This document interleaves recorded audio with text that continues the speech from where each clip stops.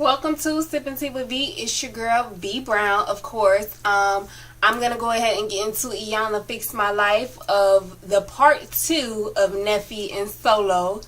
And we're gonna go ahead and get into that. Y'all already know what I'm sipping on: Crown Royal Apple and Sprite. I don't even have to get into that. I'm gonna go ahead and sip my tea.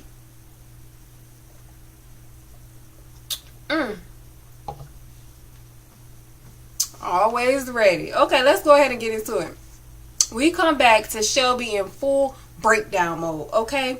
He doesn't want to do any of it anymore. The show, the talking, the bringing up his past, the living it, the dealing with it. He doesn't want to do it anymore. He's thinking about his mom, his dad, and being raped, and, you know, all the things that he had to take on throughout his life. He's been suppressing things for so long, letting them build on his heart, and I really feel like that's what's weighing him down. That's the weight of the world on him. The weight of his world on him. Neffe is steady lying. She just told Iyanla that they had a house to move into at the end of the week. Come to find out from Soullow, Shelby, they were denied because of 3 prior evictions. Now, this is crazy and sad. Y'all know that they had 5 or 6 kids. They were on reality TV for a period of time. I just don't understand the fact of why they didn't buy a home instead of renting homes, and then 3 evictions under y'all name, under y'all belt. I don't get that. I don't get that. Keisha Cole, please come save the day. Get your nieces and nephews out of the hotel, please. I know it's a lot on you. You got a lot going on. You in album mode. You're doing Love and Hip Hop, Hollywood. All that's good, but help your sister out. At least the kids.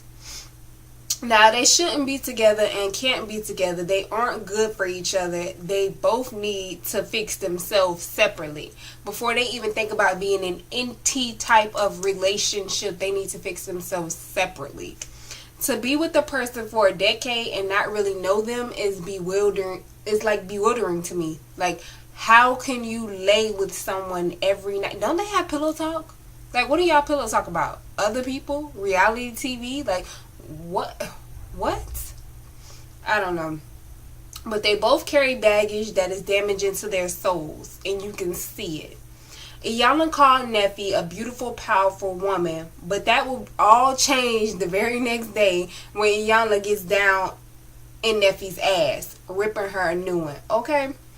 There's a lot of things that need to be surrendered, starting with this marriage. Like, it's unhealthy, it's not good, and I can only imagine what the kids see or have been through. I can only imagine it. Neffe showed up 2 hours late. It seems that last night she said she wasn't coming back, but here she is, back, ready for the TV and the cameras. Iyanla hit the nail on the head. Neffe deals in aggression, which stems from having and wanting. So she has a lot of fear, and she wants a lot of control. She looks closed off to me. Like, her whole body language and everything in the episode was just closed off. Face all scrunched up and everything. And I feel like I'm a body languageologist, if that makes sense. Like, I just sense, I watch, I observe. I'm a Leo, so I'm very observant, and I analyze. And, you know, Neffe never came on this show to get help for her and her marriage. She came on this show to be seen on TV again. Regardless of what network it was going to be on, she just wanted to be on TV again, because y'all know her reality show never got picked up. They shopped it around for a while and never got picked up. So, yeah, this is what she had to do to get back in front of the cameras. I don't feel like she ever got back in front of the cameras to actually fix her marriage. Now, here comes the sit down with Neffe and Shelby. This is like a showdown for their marriage and their personal mind, body, and soul. They start to unpack their baggage. Neffe says that her past is just that, but she still carries pain from her rape as a 9-year-old little girl. And who wouldn't? Like, that's such a precious time in a female's life, especially as a young girl. Like, and for that to be snatched from you. But she says she's over it. But it comes out that just 1 year ago, she Googled the man who took her innocence and to see if he was still locked up in prison. Neffe, you're not over that. You're not over that. And I don't think a person could ever mentally get over that. You can overcome it, but I don't know if you can ever get over it. It's always going to be a memory. It's always going to be something that happened to you. Shelby is talking to her, but Neffe isn't really hearing him. She's closed off to the whole process. He's telling her how he's hurting and how she made him feel, and how, you know, the reason why he said a lot of things he said is because she is like his mother. When he sees her, he sees his mother from her actions, the yelling, the screaming, the fighting, all of these things, basically the unstableness of it all. He sees his mother in her. Baby Neffe didn't respect that at all, okay? Now, I wonder how Neffe was before reality TV, because Shelby says he wants the Neffeteria he had before reality TV, he wants her back. So that really makes me think, like, was Neffe a better woman before reality TV took over her mind? Or was she just not as focused on fame before reality TV? That's what I wonder. But he said he wants that Neffeteria before reality TV. And she says what she heard him say was he wants his friend back. And I think he wants everything back from who she was before reality TV. Iyanla said Neffe is a nasty bitch. A nasty, vile, gutter snipe right up out the hood. Okay. Now, Iyanla, you know how to read somebody. Do you hear me? You know how to read a bitch without even going there. You know how to read a bitch. Like, a nasty bitch, a nasty, vile, gutter snipe right up out the hood. And she said it with meaning and feeling and everything behind it. I was just like, woo. So I would be pissed that Iyanla called me out of my name too. I probably would have snapped on Iyanla. Ain't no telling. But for some shit like that, I don't know. But I definitely would have had to understand in that moment that for so long I've been being a bitch. I would have had to take my own responsibility and go look in the mirror at myself in that moment and say, well, what are these people seeing that I'm not seeing for them to view me this way? I mean, she got emotional behind being called a bitch, but she never once got emotional during the time all the things her husband told her throughout the show. She never once got emotional because of that. All of the hurt and pain that he said, his body wanting to give out on him not waking up days and not even wanting to be there. She never once got emotional about that, but she got emotional behind being called a bitch. That's something to think about and take in.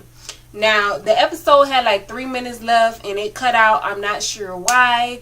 Maybe it's my provider. I don't know. Even on the replay episodes, it's still not playing that last 3 minutes. So I'm not sure what was solved or rehashed in those last 3 minutes of the show. But let me say this. I got some tea for y'all. So get your mugs, your cups, your everything. And let's sip some tea real quick, okay? Maybe this was already announced on at the end of the episode. I'm not sure because, as I said, my part cut out. But I don't really know if Iyanla Fix My Life helps them or hurt them as a couple, because since the show they are now in divorce proceedings. They're getting a divorce. So I don't feel like it helped. I don't know if it helped them or hurt them. Like, if Iyanla saw that they didn't need to be together and they really needed to work on themselves separately or what. But, yeah, they're getting a divorce currently. And Neffeteria is also, she's looking for bookings. I don't know what she's looking for bookings for. So she's looking for bookings. She wants to do a show. I think the show will focus around her getting divorced from Soullow, her being a now single mother, and trying to navigate her way through that. Maybe going out looking for a job. I don't know what the show would premise around, but she wants to do another reality show.